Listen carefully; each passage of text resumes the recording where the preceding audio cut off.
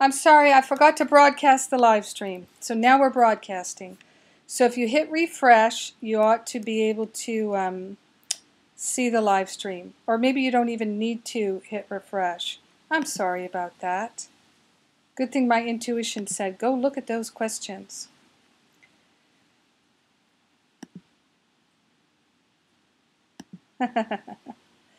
All right. Oh, we've got a lot of questions here. Oh.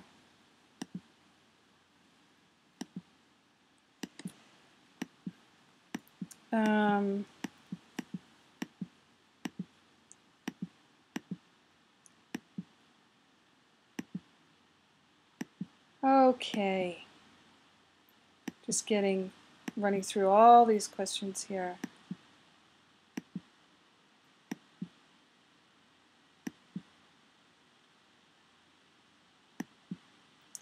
Okay, folks.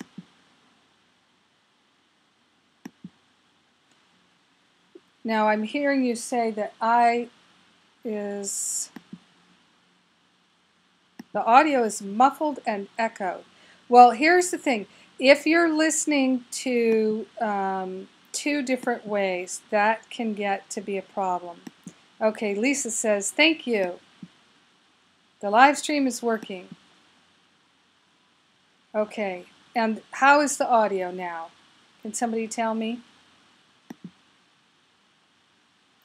And you know what? Sometimes I really think these things happen just so you can experience me having, it's echoey. I wonder why it's echoey. You know, I'm going to grab a headset and see if that helps.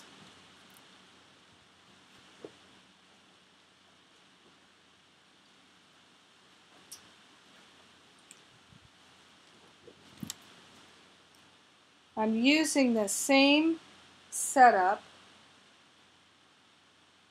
that I used. Tell me now if that's echoey. Can someone tell me if that sounds echoey? Audio is great. Thank you, Amanda. Okay. All right. Some people are saying they have no pictures. Some people are saying it's great. All right. Okay. Tell me if it's better with the headset or without. Can anyone tell me that? Oh, you're so sweet. Oh. So if somebody can just tell me that, and I'm gonna...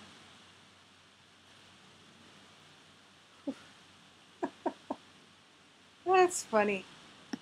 But I do think that sometimes these technical difficulties happen. Thank you, headset is much better. I think that these technical difficulties happen so that you get to see that I'm not making things up. I have so much more patience and just peace of mind than I ever had before. And it's, oh, for gosh sakes here. Help me out, darling. My computer is just giving me a hard time now. So you get to see that I really and truly am living it. It's not just some, okay, now we go.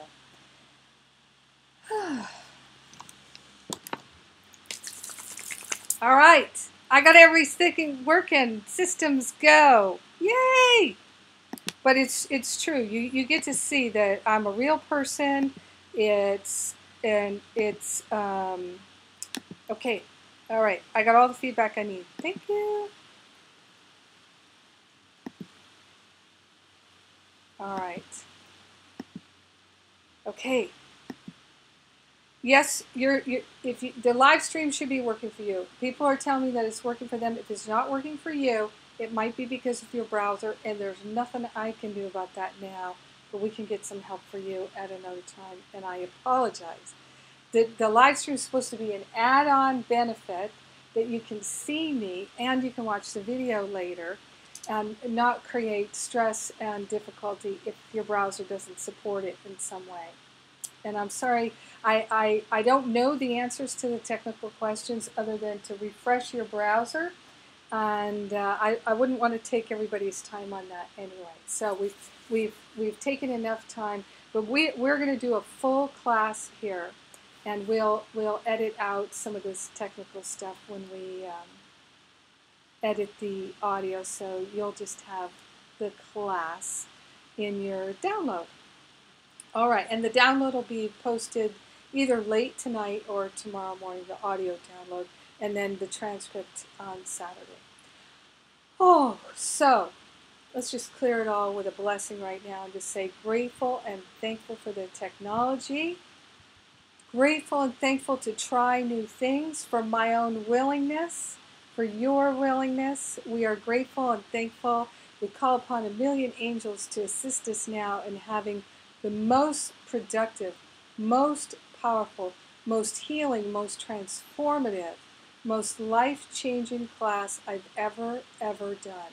That right now, even in this moment, the spirit of the living presence is speaking through me right into the highest point of listening to everyone who is listening to this class whenever they listen to it, now, in the future.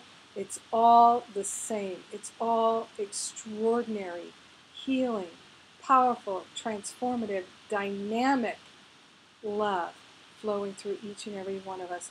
We lift our vibration to the very highest vibration so that we can hear and see and know and feel only the very highest and the very best. We take that breath and we give thanks to share the benefits with everyone because we're one with them. Oh, so good. So we start with willingness, and then the number one thing that you're going to be practicing in this class next to the willingness is what I call heart-mind congruency. This is the foundation of our spiritual practice. This heart-mind congruency. So let me explain exactly what I'm talking about. Take a sip. I've got some iced coffee here, spiritual espresso.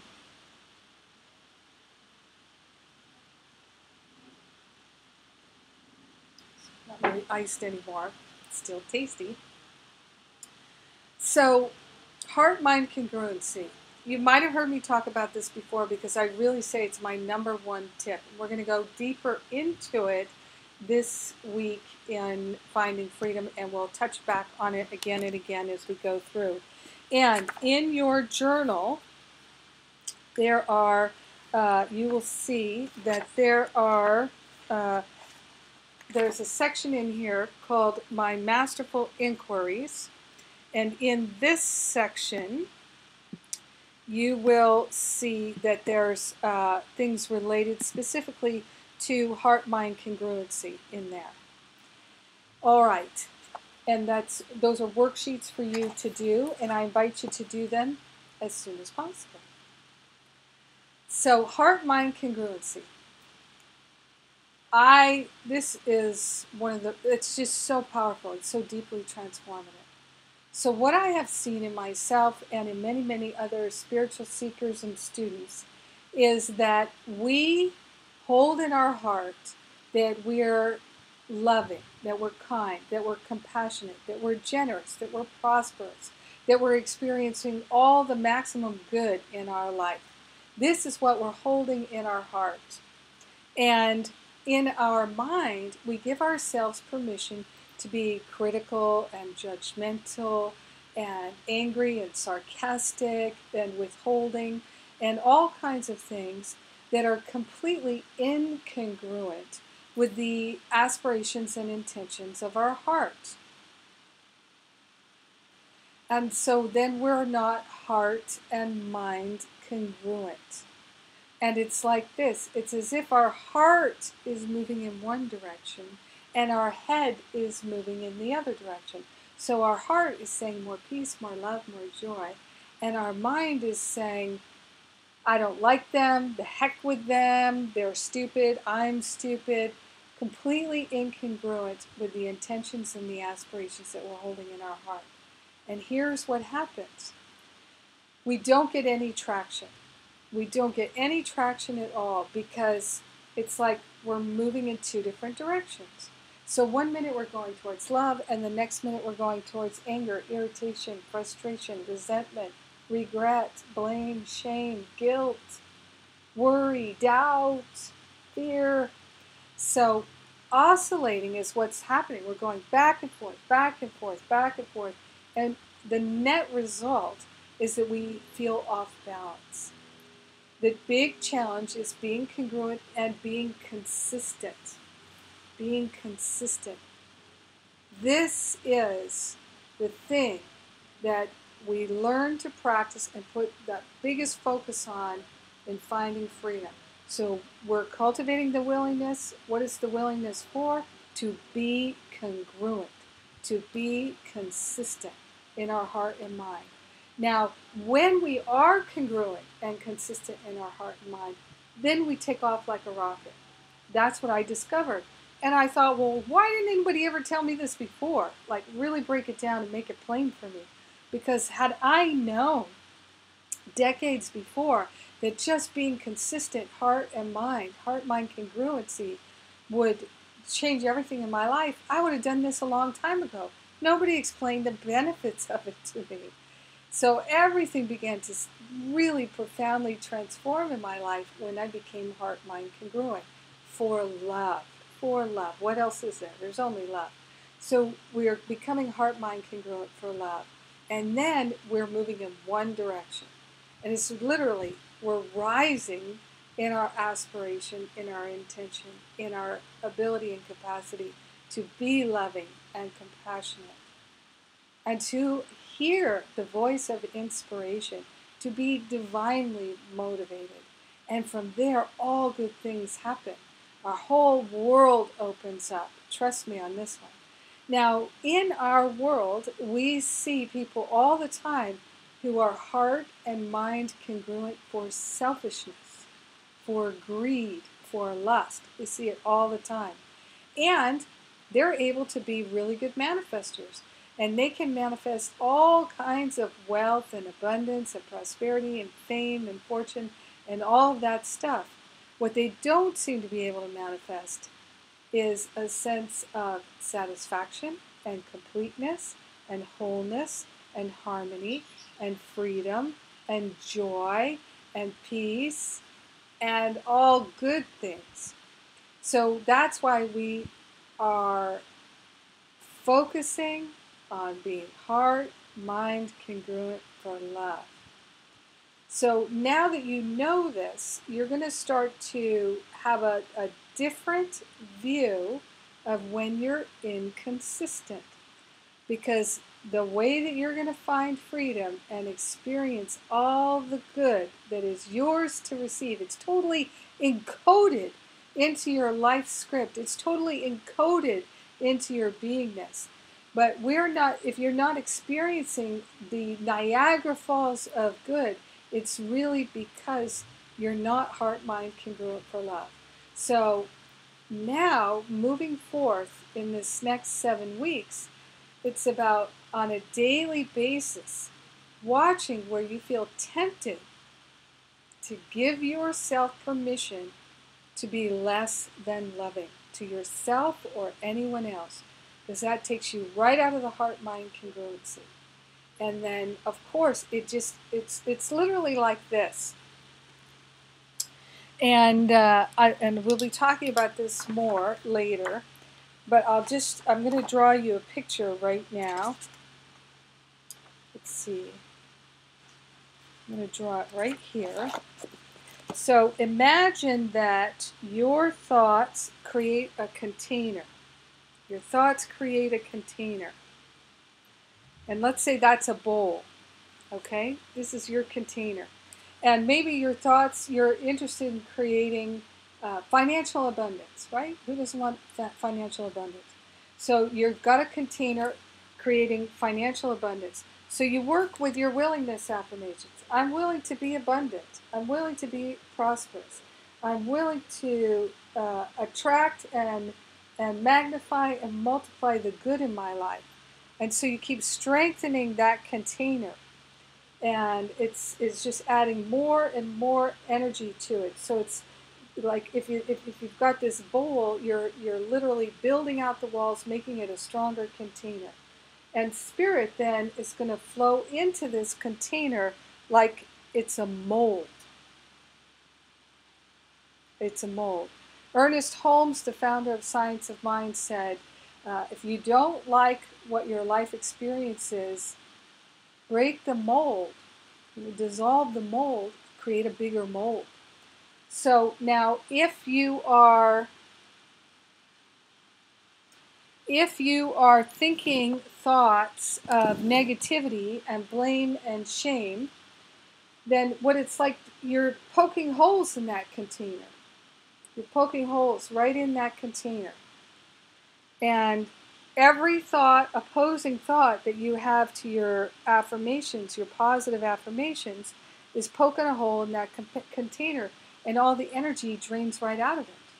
So this is why people say all the time, gosh, what is going on? I am praying, and I am focusing, and I am affirming that I'm abundant, I'm prosperous, that whatever it is, I have a great relationship, I'm healing the body temple, whatever it is. And then they're like, I just don't seem to get any traction here.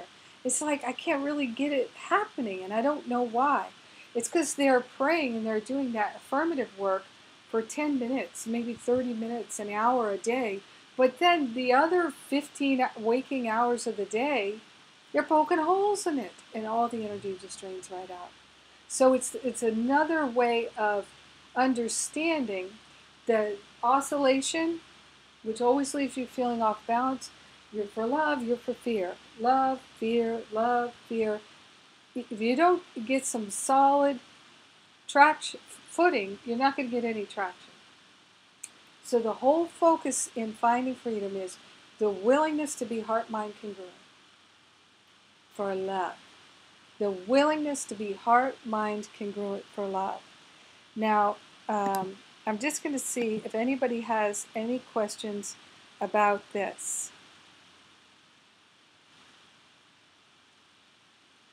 And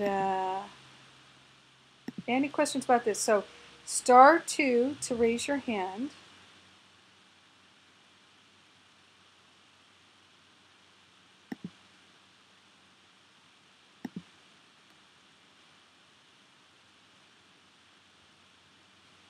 Okay, I'm not seeing anybody raising their hand. Okay. Take a sip of my coffee.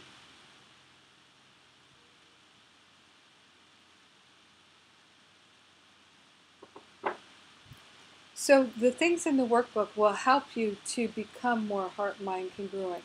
But the number one thing for you is to begin to notice where you feel tempted to give yourself permission to break your commitments to yourself, to be less than loving, less than kind, less than patient, less than generous, less than compassionate. Notice where you give yourself permission to be upset. That was a big one for me, because I really believed for so many decades that my power was in being upset. Because when I got upset, people got scared. When I got upset, people wanted to help me. When I got upset, people were willing to just move out of the way. And so I thought, that's how I express my power. I had no idea that I was ruining my life. Not on a conscious level. But now, people don't get in my way because I'm loving. If someone seems to be in my way, I know it's for me to address them, to open my heart to them, to be in compassion with them, to learn something, to go through it. Nothing is just, there's very little that I'm experiencing these days that's a byproduct of my negativity, because I don't have much negativity. Not that I have none, I'm on my way to having none, but I still have some. And obviously, with the technical stuff we had here tonight, that there's I'm still having challenges, but you can see that I don't really get irritated or frustrated or upset by them.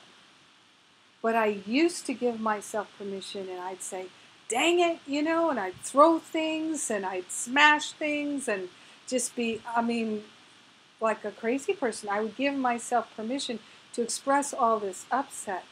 And I thought I didn't have any choice but being upset. I really did. I thought, it's of course I'm upset. And I notice sometimes in stores when things, or restaurants and things, when things don't go correctly and there's a delay or whatnot, and people will say, I hear people say this like, I understand that this is a very frustrating situation. And I'm like, not to me, not frustrating to me, but it used to be. And it is so miraculous to me that I am not upset by the day-to-day things anymore. That is the biggest gift of my life, that I can have peace of mind regardless of what is going on. It's fantastic because it's given me my life back. I used to spend so much of my time managing and coping with my upsets, and I don't have that anymore. So this really works, and it's about you becoming so willing and so attentive to noticing every time you feel tempted to give yourself permission to be irritated, frustrated, angry, upset, sarcastic, unkind, impatient. Because every time you give yourself permission to do that, you are poking holes in your success. Every single time. And I wrote a blog, I think it was today's blog.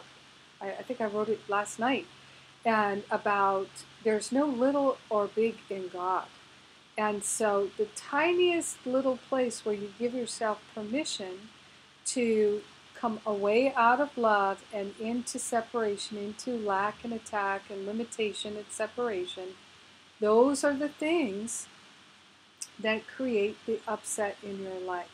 So you're never upset for the reason you think. That's from A Course in Miracles. And what that really means is that if you think it should be different, then you're probably upset. So notice, every time you feel upset, do you think it should be different? Do you want it to be different and you think it should be different and you're attached to it being different? It's not how it's supposed to be. It's not how you need it to be, and that's why you're upset. You're upset because your opinion is getting in your way. Every time you move into judgment and opinion, and you're in judgment and opinion every time you hear that word should, then you're going to be agitated in some way. Because the fact is, the divine order is always working for your good. Always. And things are always perfect just as they are. This is one of the things I was talking about in my radio show this week. You can get that totally for free at iTunes. Just search for my name at iTunes and you'll find the radio show. That was the topic this week, that things are perfect just as they are. Now, we may not like how they are. I mean, we might think, how could this illness that I've got be perfect? How could being laid off from my job be perfect? How could being on disability be perfect? How could my spouse just died be perfect? How could any of these things be perfect? They're horrible. I hate them. They make me so upset. Everything is perfectly designed for our learning. In lesson 135 of the workbook, paragraph 18, it talks about what could you not accept if you but knew that everything, all circumstances, events, and situations in your life were gently planned by one whose only purpose is your good. What could you not accept if you knew that to be true? So if we're going to move into a spiritual mastery and the road to happiness and power and success, power meaning we are totally tuned into love 100% of the time, because love is the only power, love is the only healer, love is the only true abundance, love is everything. There's nothing else. Love is all that there is, and our recognition of that is our abundance.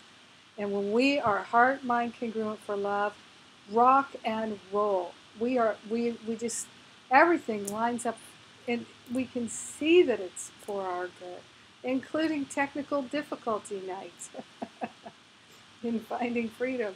So, because everything gives us an opportunity to practice and develop our strengths and build that spiritual muscle, everything.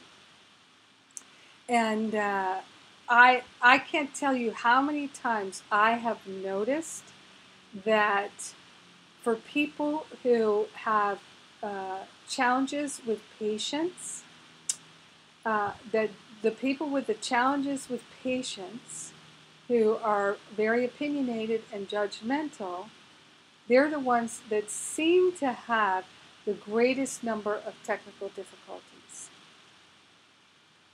with the systems. Now, I'm not saying, this to make anyone feel bad, but just notice if you don't already, if your peace is disturbed because the technical difficulties, then, and believe me, I'm talking to myself. I used to have fantasies. Seriously, I used to get so mad at my computer. I used to just hit my fist on the keyboard. And I would have this fantasy where at home, I live in a second floor apartment overlooking the pool in the courtyard. And I would have a fantasy of just opening the window and throwing the computer right into the pool, because I would get so angry at the computer, so annoyed with the computer. So believe me, I'm only speaking to what I know from my own personal experience.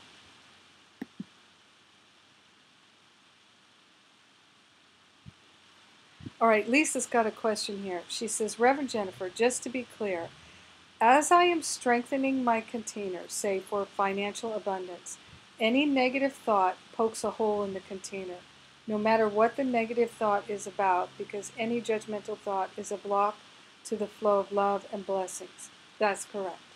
That's correct. Now, a lot of times what happens is, let's say somebody is challenged financially, and so they're looking to have a strong container of seeing themselves as abundant and prosperous, wealthy, that all their needs are met. And so they're praying to know that truth and to really feel the vibration of being in the flow of abundance and prosperity.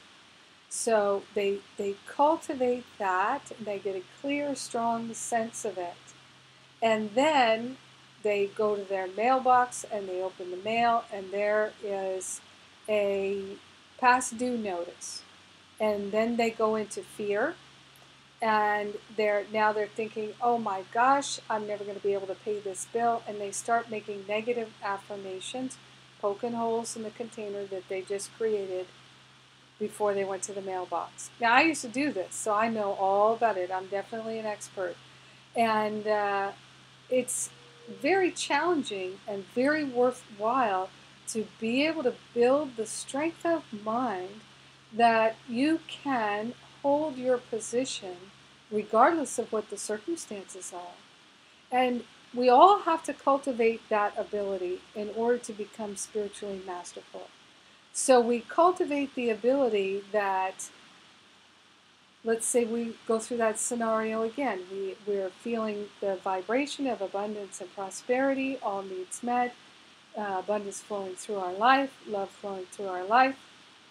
We're the perfect givers and receivers of love and abundance and prosperity. And then we go to the mailbox, there's the past due notice. And we look at it and we say, this was sent to me before I did this abundance work, and I feel so abundant now. So I know that I am abundant. I may not know how the abundance is going to manifest, but it has to manifest because I am abundant. I am prosperous. I am that I am, which is the nature of abundance and prosperity. So we have to disconnect from thinking we know how or where the money is going to come from. And I've had to really learn this because as a minister, I I do money is coming in from the classes, but I don't know for sure anybody's ever going to register or how many people are going to register.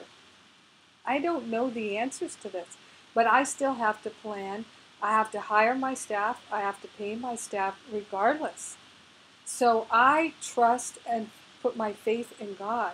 And my own life expenses, my rent and those kinds of things are mostly paid by gifts of money that people give me because the money from the classes goes to pay all the expenses to run the classes and to be able to give away and host all the free things. So I'm in total trust and faith all the time. And if you've been paying attention, you know I'm constantly giving things away for free, constantly trying to up level. Right now, I'm investing all the money from the classes in building an iPhone app that I can give away for free. So I'm in a constant cycle of it flows in, it flows out, and being the perfect giver and receiver of abundance. So I get a bill that's unexpected or something's going to cost me that I didn't expect, or let's say my car broke down or something like that and I had to buy a new car and I didn't have the resources for it. I would stay in trust and faith that something is going to come forth because all of my needs are met in God. Now this is not just paying lip service to it. You have to cultivate the ability to be able to stay in the focus of your needs are met by God. They're not met by things of this world, although things of this world will show up. They are an expression of the divine flowing in your life. So I would be a poor spiritual teacher if I thought that my abundance depended upon the students in my classes. The students in my classes are not the source of my abundance and prosperity. Love is. Love is. And I know that now. So I went through periods of really intense financial challenge while I was shifting my consciousness to be able to hold the space, to hold the container for thousands of people. For thousands of people, because even though there's not that many people in Finding Freedom, there's that many people in Living A Course in Miracles. And I hold the container for all of them to expand their awareness. I can only do that because I can hold the container for myself. So some of you are parents, you're grandparents, and you're holding the container for others. So it's very valuable to really make the commitment that you are going to pay attention every time you're tempted to give yourself permission to break your commitments, to love, which is your true nature, it's your true identity, it's who and what you really, really are. So thank you, Lisa. That is a great question. All right, I'm going to look and see, does anybody have a question on the phone before I go to the next thing? Star 2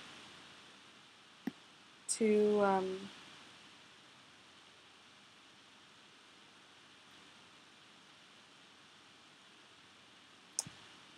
ask a question on the phone. All right, I'm not seeing anything there. Okay, so now we're going to do a little exercise here to get some clarity.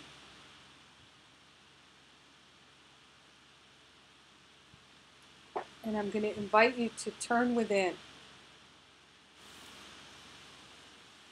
Let's take that breath of love and gratitude and just be grateful, grateful, grateful right now. So we're moving into this next exercise here.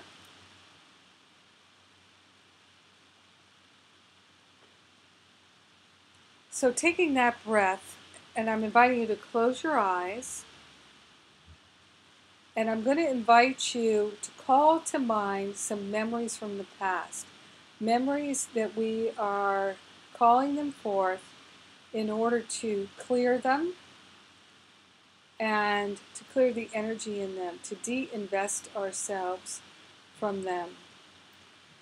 So I'm going to invite you first to call to mind a memory of when you once felt ashamed.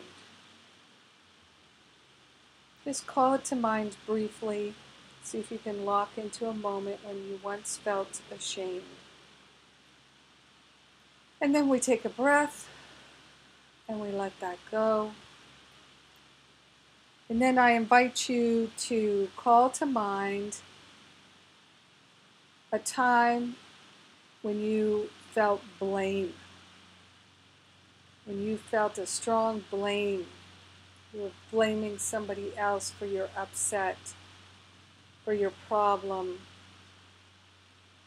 something that you blame on someone else.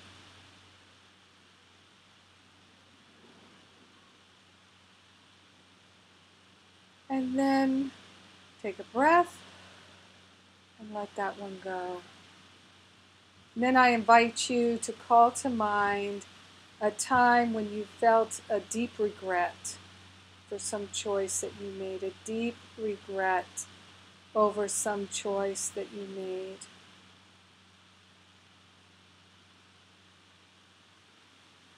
What do you regret? And then take that breath.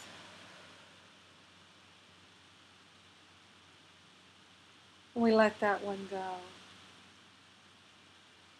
And now I invite you to call to mind a long-held resentment. A long-held resentment. Something that you really have resented.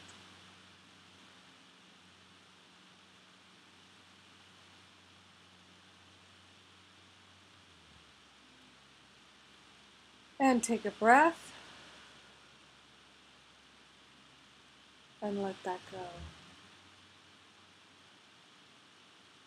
And next, something that you really experienced as a hurt. Think of a long-held hurt. Some hurt from the past was very intense for you.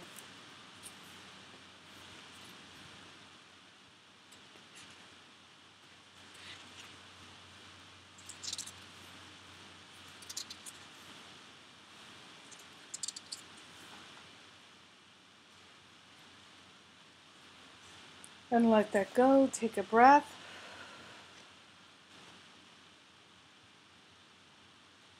And now call to mind something that you fear. Perhaps a fear that you've had for a long time. Calling to mind that fear. Something that you've been afraid of for a long time.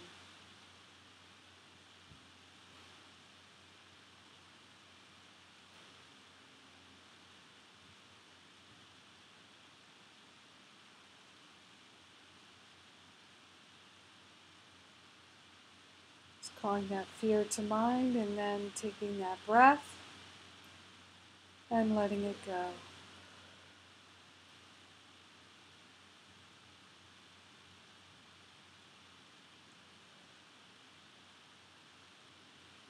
And the next one is doubt. Some doubt that you've had for a long time. What is the doubt? What is that doubt?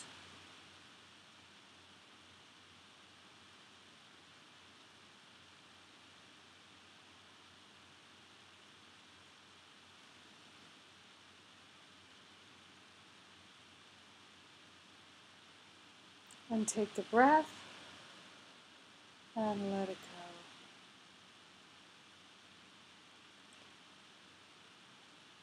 go. And the next one is worry.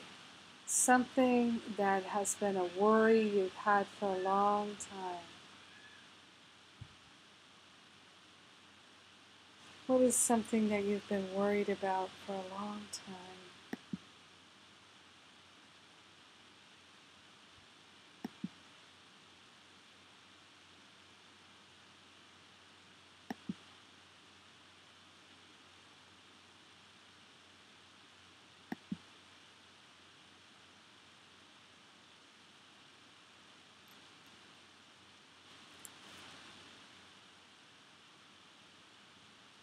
And the next one, first we take that breath and let it go.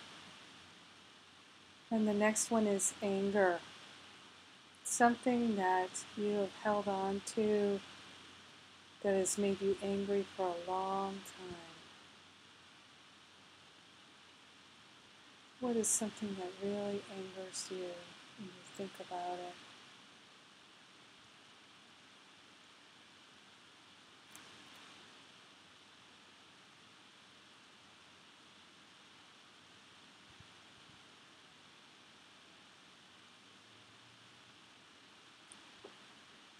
And take the breath.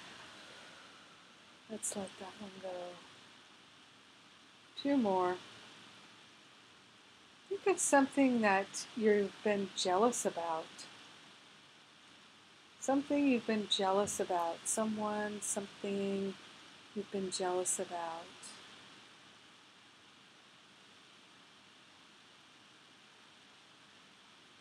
What is it you've been jealous about?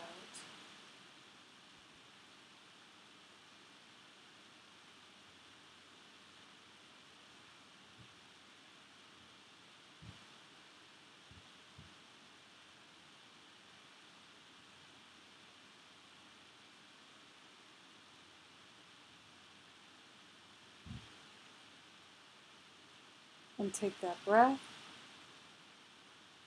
And let it go. Last one. What do you feel guilty about? What has guilty charge for you? What brings up the guilt?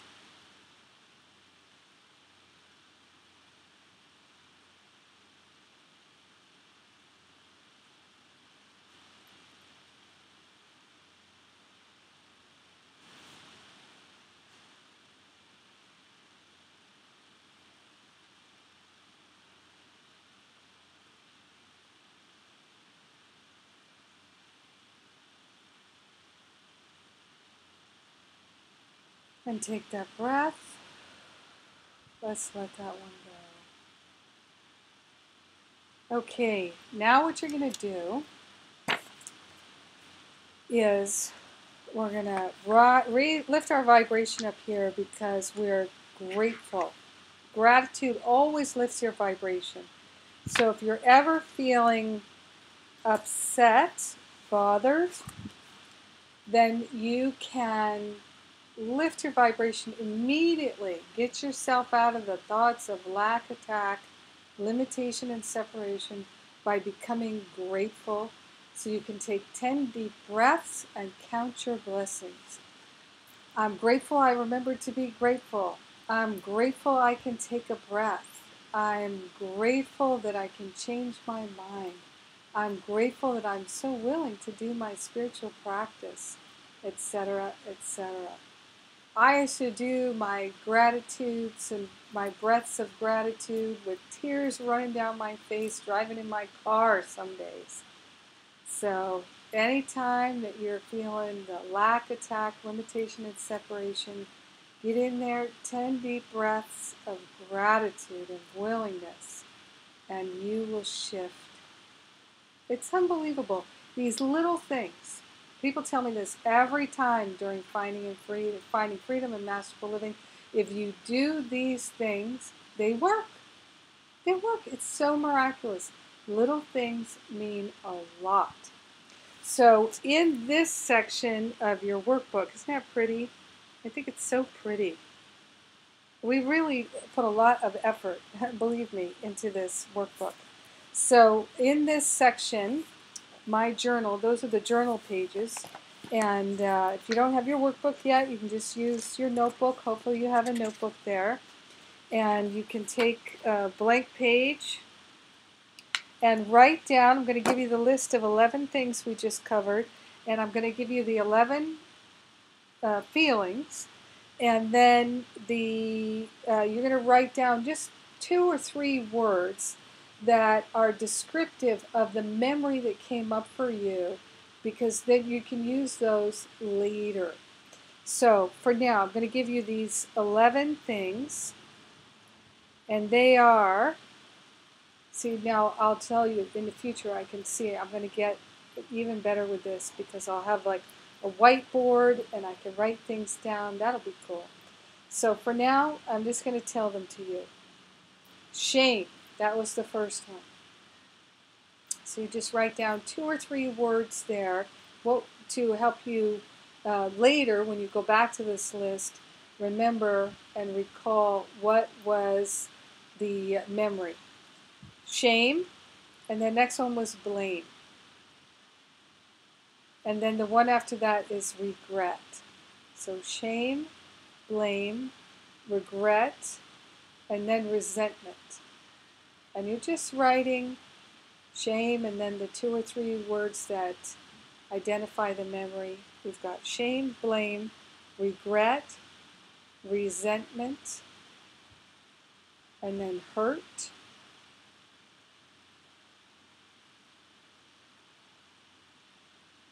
fear,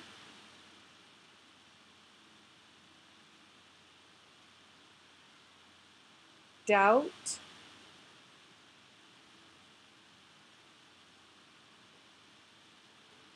and Christine, when you do the transcript, maybe you can just make a list of them here, and people can then write in the transcript next to it.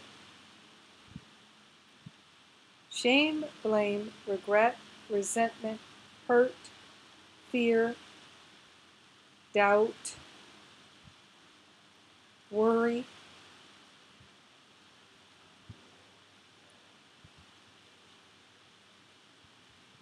fear, doubt, worry, anger, jealousy, and guilt. So you're writing just 2 or 3 words to help you recall that memory. And I'll give you the list again.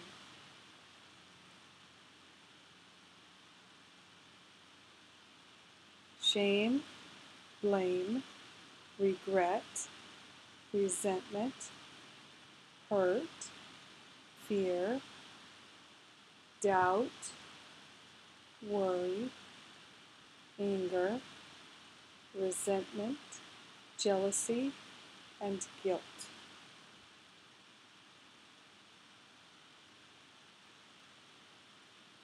So these are 11 investments of your precious time and energy.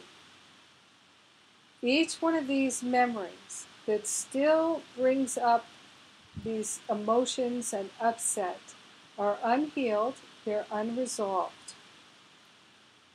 And therefore, they are an investment of your energy. Because managing and coping with the emotions caused by the unresolved upset is energy that you do not have to invest in your healing, in your abundance, in your prosperity, in your relationships, in your freedom. The rooster is right outside there. And he crows whenever he feels like it. And he really feels like it at 5 o'clock in the morning. Yay! I've been making a study of him. He cracks me up. So, I don't know if you can hear him.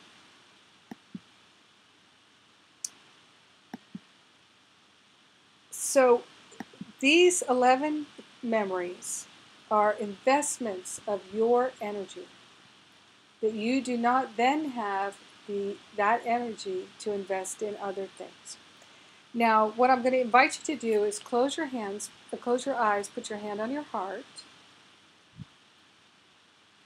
and let's take some breaths together here now. And I'm inviting you to have your higher Holy Spirit self make you aware of what percentage of the energy that you have to live your life fully and completely, what percentage of the energy that you have to fully invest in your life is being invested into just these 11 memories and managing and coping with the feelings that you have around these 11 memories.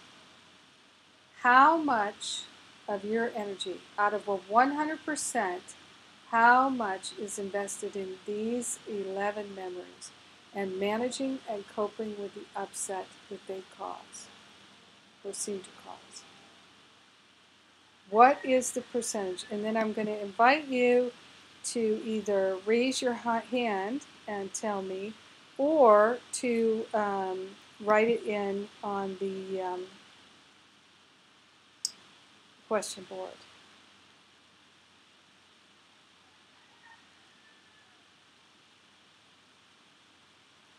So I'm just if a couple of people would be willing to write it in.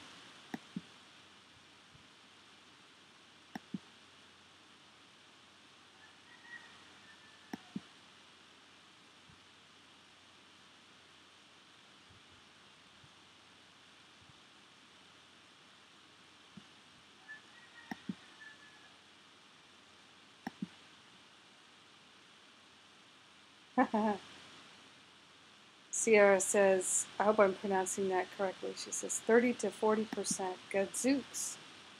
Marty says 70%. Gemma says 10%. Okay, so that's just those 11 memories. Now, when I do this live in a room with people, the average in the room is 70%. The average in the room is 70%. Because many people will say 100%, 90%, 80%. Very few people say less than 50% for just these 11 memories. So you can begin to perceive just how much freedom you can get when you start to clear all these attachments to your opinions and judgments about the past. Because you got to take this on trust here for a minute with me. All of the upset that you have is a result of the meaning that you have made of things. It's not what actually happened. It's the meaning that you made of it. Because there's not a thing that's happened to any of you that hasn't happened to somebody else who's not upset by it anymore. So these things are not guaranteed to upset anyone. Seriously. So we can have true peace of mind regardless of our history when we can let go of the judgments and the opinions. What I personally believe is that all forgiveness truly is non-judgment. So over and over, I've taught so many forgiveness workshops over the years. I've been teaching forgiveness since 2000. So that's a long time. And I have worked with so many people who have had the most intense things to forgive. I mean, people who have been just severely beaten and abused and hurt, and people whose bodies have quit on them, and just everything you can possibly imagine I've encountered practically with people. And they have been able to release their judgments about it and find true forgiveness. So that's what true forgiveness is non-judgment. When we learn to practice non-judgment, then we learn to live a life where there's nothing to forgive because we have not made negative meaning of it, which then has to be released. So we're gonna cultivate two fast tracks to healing.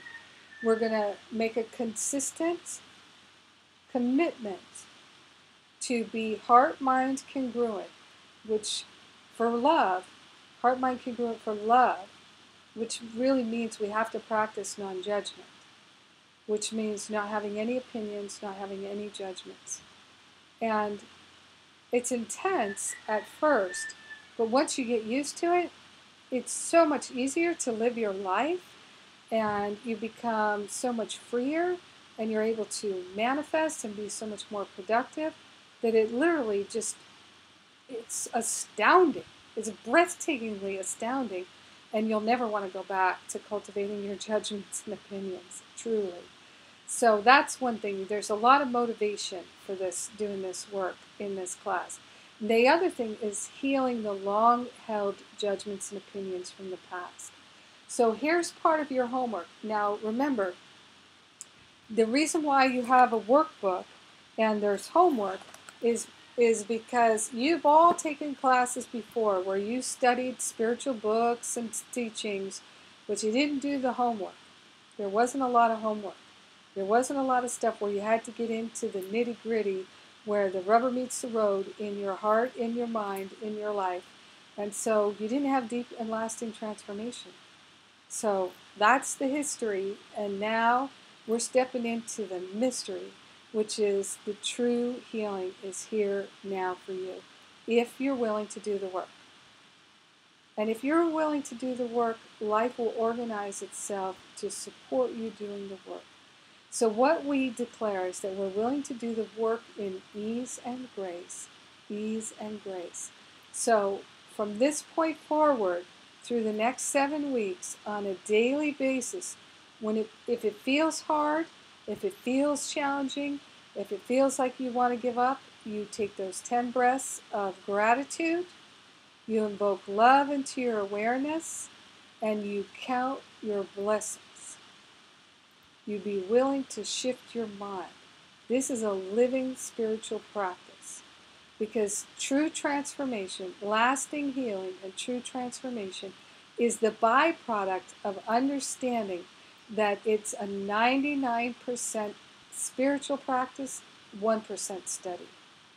So this is why you've got the workbook to help you walk you through the steps. And a lot of things are explained in the workbook. One of the things that I found is that people will ask questions like, you've got your daily worksheets to fill out here, and there's a video that explains how to work with the worksheet, and then there's written instructions that explain how to work with the worksheet.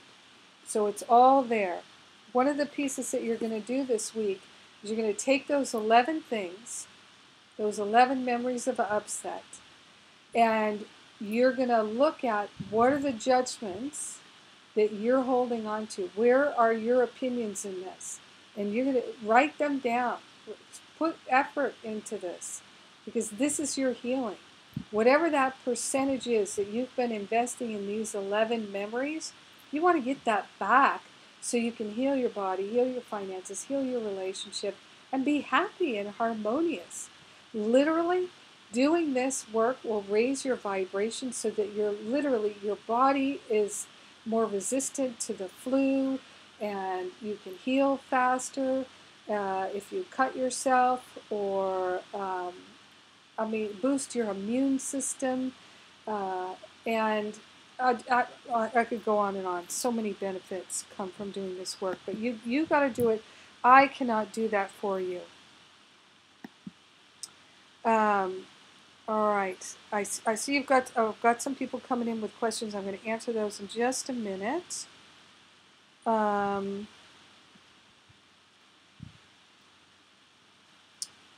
I wanted to, so I'm inviting you to really take a clear look. Be willing to do the work. You deserve it. Oh my God.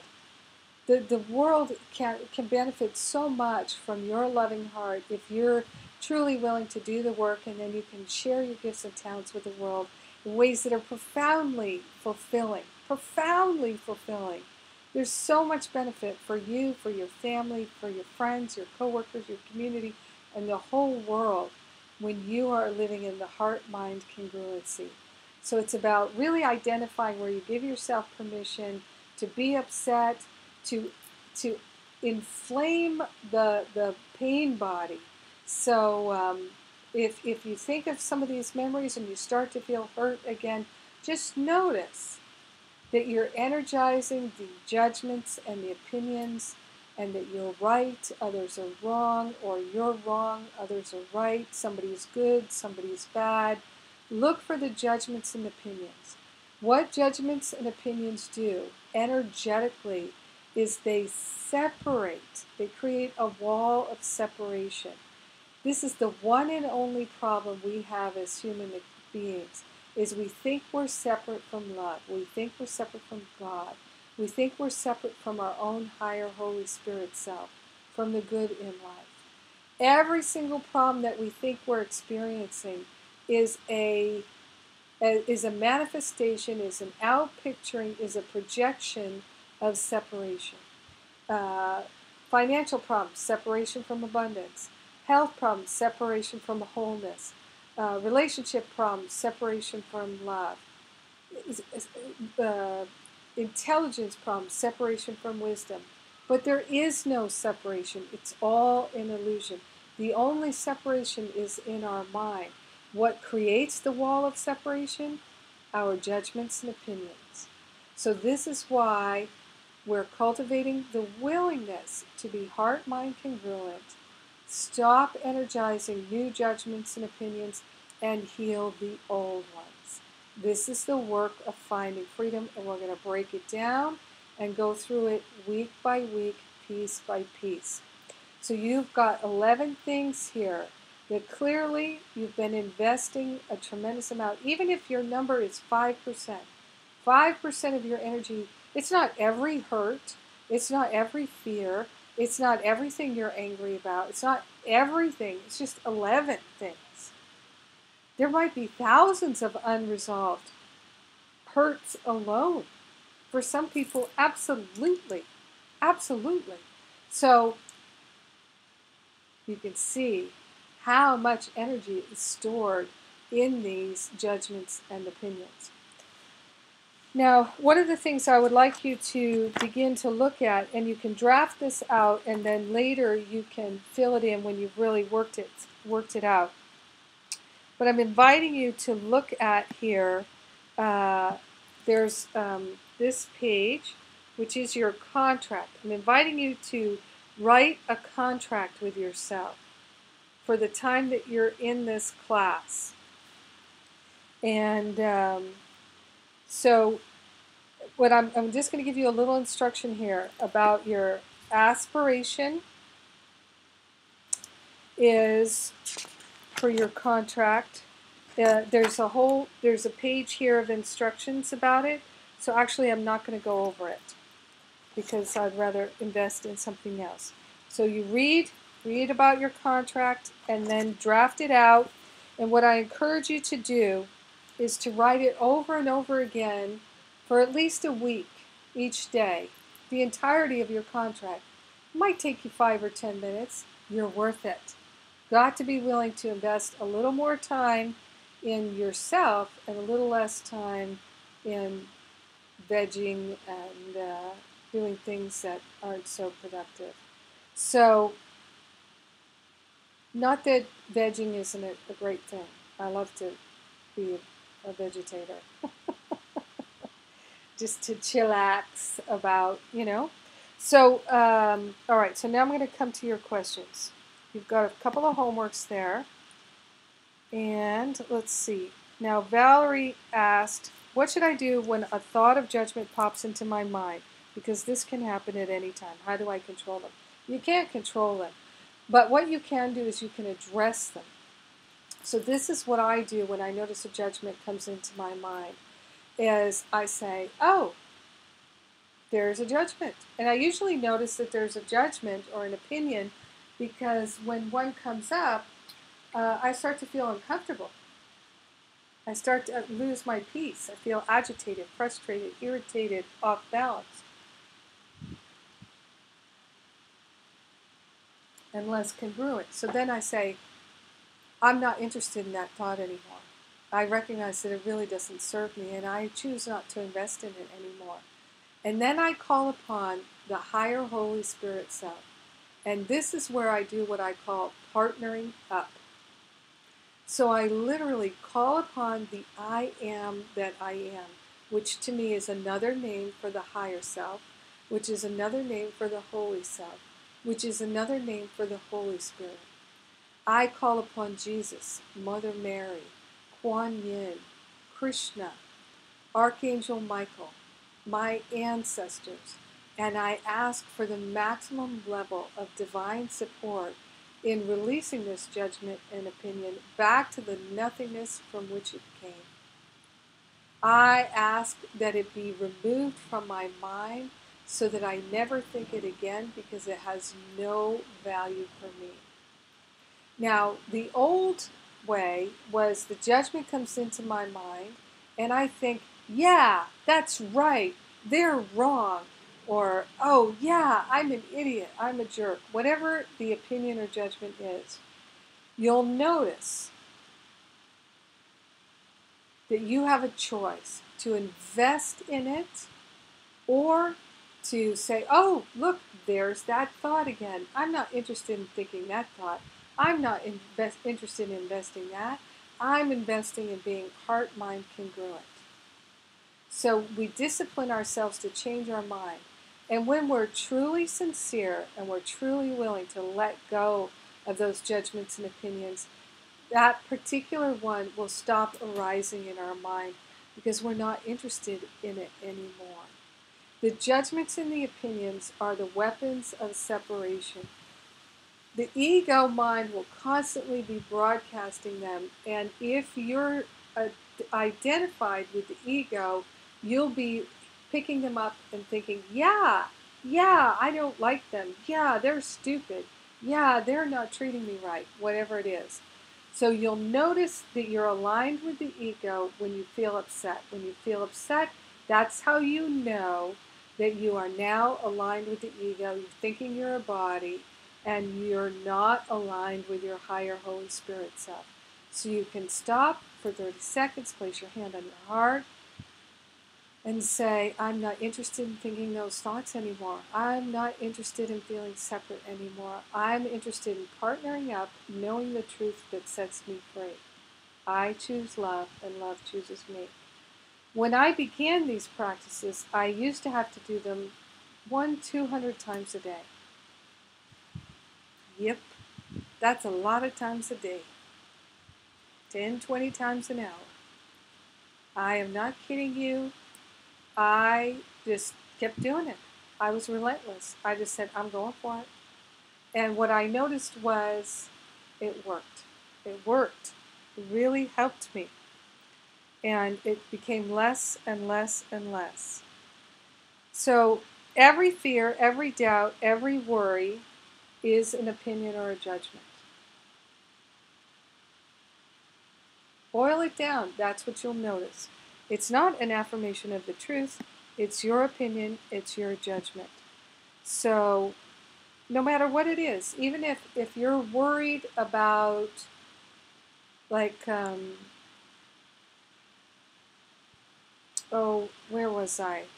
I was someplace earlier today or recently, and somebody was coughing and coughing and coughing. And the thought came into my mind, oh, that person could be spreading a lot of germs. But I didn't get worried that I was going to get sick, because love is my protector. So if I had been worried, I just know I would have attracted those germs. I would have been more susceptible. I would have diminished my immune system just by being worried. So what happens is, the more you focus on love, the less fear thoughts are coming into your mind. And so you're naturally in the flow of good. And you just stay focused on good. You stay focused on love. It's quite miraculous. It's quite miraculous. So, oops, hit the wrong thing on my computer. All right.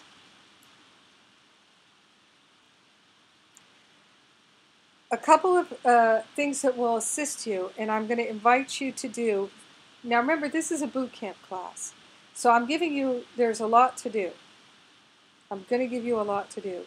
You decide at what pace you want to work. You don't have to do everything all at once, but you can. You can. It's you decide how much you're going to invest in this. Are you going to do, because some people take months to do the class. And some people get in there and they work it like a dog with a bone. And you can just decide how you're going to do it. Some people start to get worried about, are they going to do it right? Are they going to do it correctly? There's so much homework. That's just moving into negativity and worry and doubt and fear. So if that happens, there's where your practice is. So you take those 10 breaths, you count your blessings, be grateful that you have very specific things that you can do that will support and assist you in doing this work. One of the key things to understand is doing this work saves time. You will find that the more you invest in your spiritual practice, the more you have time for your spiritual practice, because it saves time. People who are impatient often have many opportunities to practice patience, but because they don't choose to accept them, they continue to be upset and impatient, and they create more and more opportunities to be patient, and there are more delays and more frustrations and more irritations. But all of that is unnecessary. If you're willing to practice patience now, your patience will not be tried or tested because you already have it. So everything is working together for your good. If you're willing to see it, then you will see it. One of my favorite things that Michael Beckwith says, or I heard him say it a few times, I'll say to you now, because this is a key component to finding freedom in 7 weeks. And that is, when you believe more in what you don't see than what you do see, you will see what you don't see and you won't see what you do see. Right? Maybe that was a little fast for you. When you believe more in what you don't see than what you do see, then you will see what you don't see and you won't see what you do see. All right, I'm going to break it down a little slower for you. When you believe more in what you don't see, when you believe more in the invisible, in love, then you won't see what you do see. So in other words, the obstacles, the things that you think you see, you won't see them anymore. They won't be in your awareness anymore. And you will see what you don't see. You will begin to truly see what is there in the invisible, which is not visible to the eye, but is visible to the heart. And you won't see what you do see with your eyeballs. So when you believe more in what you don't see than what you do see, you will see what you don't see, and you won't see what you do see. And that is a great, great feeling, because then you're not moved by life's little changes and shifts, because you move into trust and faith that everything is working together for your good, because it is working together for your good. And it can't be seen until you are willing to see it. So what we do in this class is we come to learn and understand the law of cause and effect. So everything that you're experiencing in your life is caused by your thinking. Your thinking is a byproduct of your karma and your experience and your willingness and your lovingness. So the thought patterns that you have that are negative can be cleared. And what is then revealed is the thought patterns of love and harmony and joy and freedom and wisdom and prosperity and clarity and abundance and wholeness. Because all of those spiritual qualities are your true nature, They are your true identity. They are your inheritance.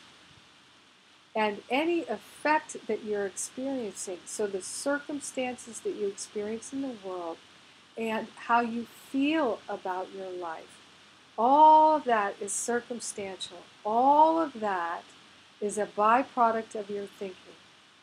The cause of your experience is your thinking. The cause of your experience brings forth the effect of your experience. So cause and effect, your thinking and your experience. Your thinking is the cause, your experience is the effect. The law of cause and effect is unchanging. You can't get around it. You never will be able to. It's always in operation. God and the law of cause and effect do not take 1 second off. Everything is working together for your good. So it is done unto you as you believe. Do unto others as you would have done unto you, because what you do will be done to you. One of the ways to think about it,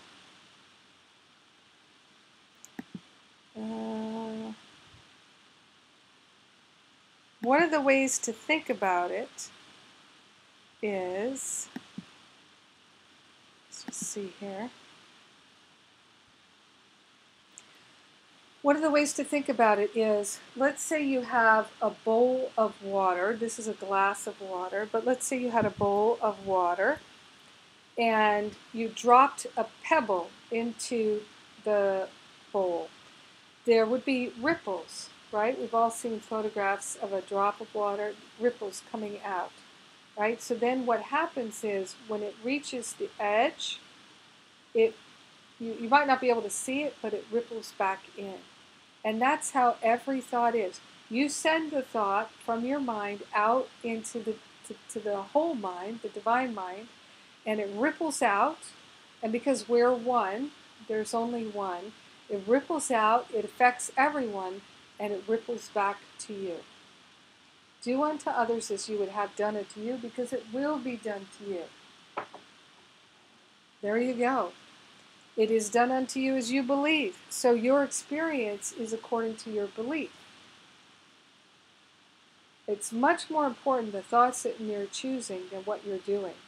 I mean, I know me personally, there were many times in my life that on the surface it appeared like I was kind or tolerant of people, but in my mind I was angry and hostile and judging and attacking. So the appearance, at least I didn't, vent on them. But trust me, all of that thinking was coming back and rippling back to me and creating upset for me. So what we're doing is we're going to the root cause of the lack and attack and the limitation and the upset and all the causes of our seeming problems so that we can get at the root so we don't experience them anymore. And we can then create what we would like to experience because we're in the flow of love and heart-mind congruency. So one of the things that I'm going to invite you to do really soon is the forgiveness letter. So again, the forgiveness letter is in the workbook, and you can print out that first part, everything that you need until you actually get your workbook in here. Do a forgiveness letter to yourself. To yourself. And then there might be some other people that you'd like to do forgiveness letters for. If you have some long-held resentments and upsets, I invite you to go to jenniferhadley.com on the homepage there and sign up for my Get Over It workshop. You'll get an email with a link to the Get Over It. You can go in and download it. There's a forgiveness letter there. There's a book excerpt there. There's a whole bunch of things. Do that forgiveness work, because that is going to free up so much energy for you to invest in really maximizing this class.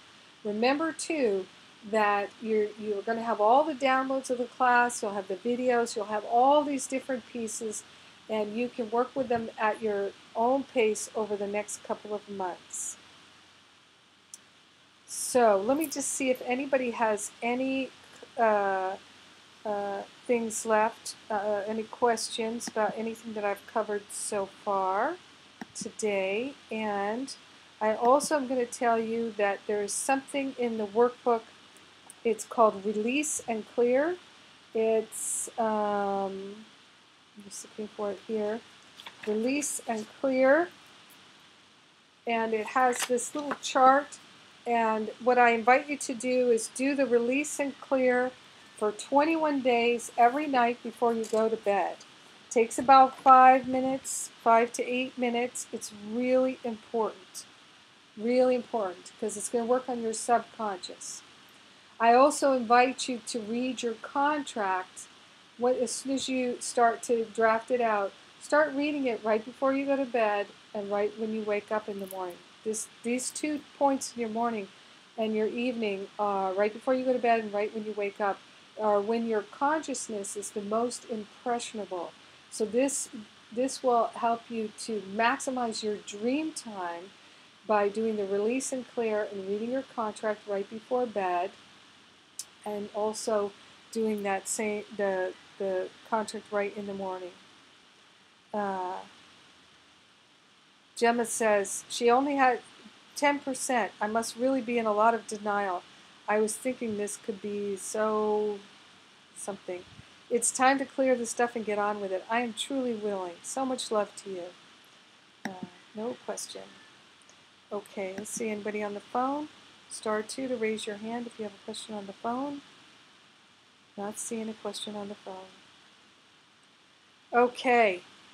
I know it's really late on the East Coast. We're going to wind it down with a prayer here. And if you haven't joined the Facebook group, join the Facebook group. And I invite you on a daily basis. Again, it's a boot camp. You can do some of the things, you can do everything. It's up to you. But if you like, on a daily basis, go into that Finding Freedom Facebook group and put your intention for the day in there. Tell us what's going on. If you've got a challenge, ask for prayer. Use that Facebook group, connect in. You'll see how people share. They're very transparent. They're very willing. It's beautiful. All right, let's place our hand on our heart and be so grateful and so thankful right now that we are willing. We are willing to do the work at last. At last. We're finally on this healing path in a way that is profound and beautiful. We are deeply supported in the invisible, and we are doing what it takes to open our hearts and minds to love and lasting freedom. We're clearing out the past. We're transforming our life through the renewing of our mind. We are grateful and thankful to give all of the heavy lifting to the Holy Spirit, to the higher self, the Holy Self, and to accept our healing right now. We're allowing our healing right now, cultivating our willingness, choosing to be heart, mind congruent for love. In grace and in gratitude, we joyfully let it be. And so it is. Amen. Amen, amen, amen. Thank you, everybody. Thank you for your patience. Thank you for your willingness. I love and appreciate you. Any questions you have, put them in the Finding Freedom Facebook group. I'll be checking in there every day and getting back to you. Mwah!